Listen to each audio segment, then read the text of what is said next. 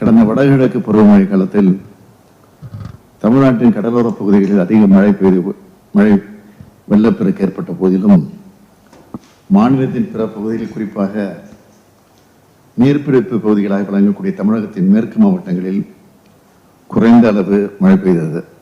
இதனால் ஏற்பட்டுள்ள குடிநீர் பற்றாக்குறை சூழல் குறித்து தலைமைச் செயலாளர்களும் பிற துறை செயலாளர்களும் விளக்கினார்கள்.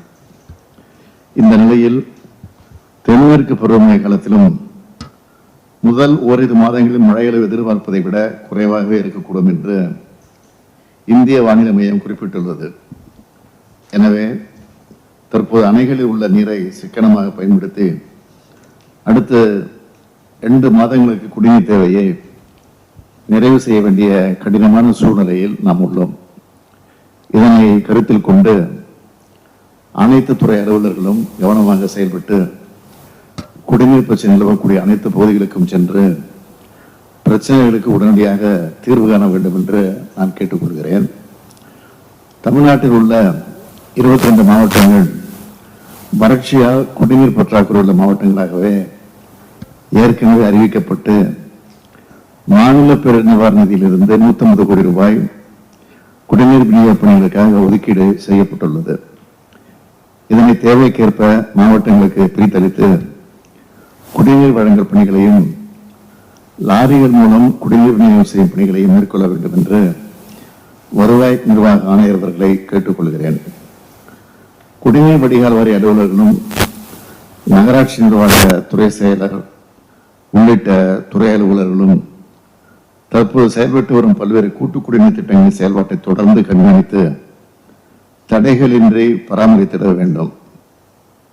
நகராட்சி மற்றும் பேரூராட்சி பகுதிகளில் குடிநீர் பிரச்சனை ஏற்படும் போது அப்பகுதி மக்களை நேரில் சந்தித்து பிரச்சனைகளுக்கு உடனடியாக தீர்வு காண வேண்டும் என்று ஆணையர்கள் அறிவுறுத்தப்பட வேண்டும். இந்த கூட்டு குடிநீர் திட்டங்கள் மற்றும் நீரேற்ற நிலையங்கள் தடையின்றி தொடர்ந்து செயல்படுத்துவதற்கு சீரான தடை இல்லாத மின்சார அவசியம். எனவே இத்தகைய திட்டப் பணிகளுக்கு மின்சாரம் தடையின்றி கிடைப்பதை உறுதி செய்யுமாறு மின்வாரிய தலைவர் அவர்களை கேட்டுக்கொள்கிறேன். ஊராட்சி பகுதிகளில் சிறிய குடிநீர் திட்டங்கள் மூலம் பயன்பெறக்கூடிய பல கிராமங்களில் ஆழ்துளை கிணறுகள் வறண்டு கிடக்கின்றன. இவற்றுக்கு பதிலாக வேறு குடிநீர் ஆதாரங்களில் இருந்தோ அல்லது லாரிகள் மூலம் மக்களுக்கு குடிநீர் கிடைக்கப்பெறுவது உறுதி செய்யப்பட வேண்டும். ஊராட்சி தலைவர்கள் மற்றும் ஊராட்சித்துறை அலுவலர்கள் இப்பணியில் முழுமையாக ஊரகத்துறை செயலாளரும் இயக்குநரும் ஈடுபட வேண்டும்.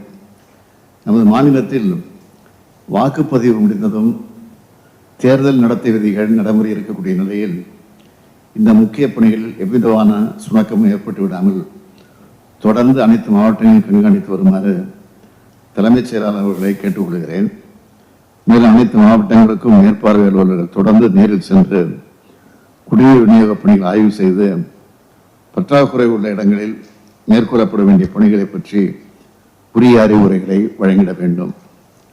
நமது மாநிலம் இத்தகைய குடிநீர் பற்றாக்குறை சூழலை சந்திப்பதால் அனைத்து துறை அலுவலர்களும் ஒருங்கிணைந்து சிறப்பாக செயல்பட்டு அடுத்த 2 மாதங்களில் இந்த பற்றாக்குறையால் நமது மக்கள் எந்த வகையிலும் பாதிக்கப்படாமல் இருப்பதை உறுதி செய்ய வேண்டும் என்று கேட்டுக்கொள்கிறேன். கோடை காலத்தில் தண்ணீரின் தேவையும் அதிகம். கோடையில் தண்ணீர் கிடைப்பது குறைவு. இதனை மனதில் வைத்து மக்களுக்காக அனைத்து துறையும் ஒருங்கிணைந்து செயல்பட வேண்டும் என்று கேட்டுக்கொள்கிறேன். நன்றி.